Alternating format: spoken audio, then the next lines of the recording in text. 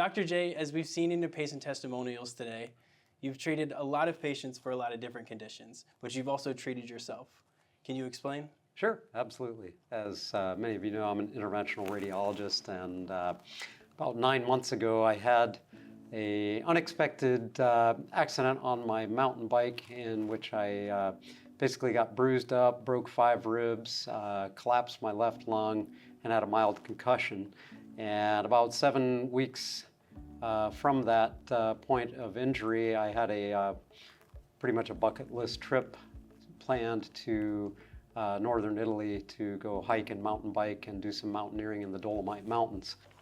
My injury occurred on a Thursday afternoon, and that afternoon I came back here to my office and got a multitude of x-rays, including a CT scan of my brain, and determined that I had fractured 5 ribs, partially collapsed the right lung, and had a mild concussion. And one of the reasons I did this, or chose to do regenerative protein array, is because I'm probably one of the few 60-year-old patients whom I know that doesn't really take any prescription medications.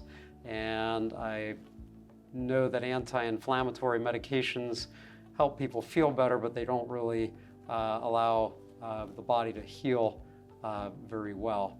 So having broken some ribs in the past and knowing how painful that was and how much of a setback that can be, I decided I really needed to get on the path to accelerate my healing. The weekend following this incident, we had a large family reunion that my wife was hosting, and we had lots of events scheduled, dinner events and parties and things like that. And much to my surprise, I was actually able to attend all of these events with relatively little discomfort. And I think honestly, had I not told some of the people in attendance that about my injury and about the fact that I had a small chest tube in, no one would really have ever noticed. Remarkably, after having done the RPA infusion 5 days post-incident, I decided to come into my office because even though I was technically on vacation that week, I had gotten a couple of requests to place some infusion ports in a couple of cancer patients that desperately needed to start their chemotherapy. So once determining that I could put on my lead vest and actually function with both hands, I decided to come in that Tuesday, which was 5 days post-event, and we had 2 patients lined up, and I was actually able to complete 2 port placement procedures really without incident. So that I thought was quite remarkable.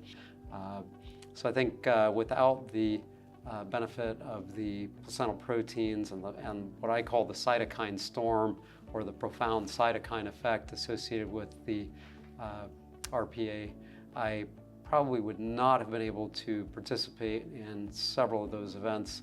But I would say, having had rib fractures several years before, that the pain associated with the rib fractures, with the current rib fractures following the RPA treatment, was much more manageable. And I also want to add that I had 5 rib fractures associated with this recent incident, and I think the previous one only involved 2 or 3.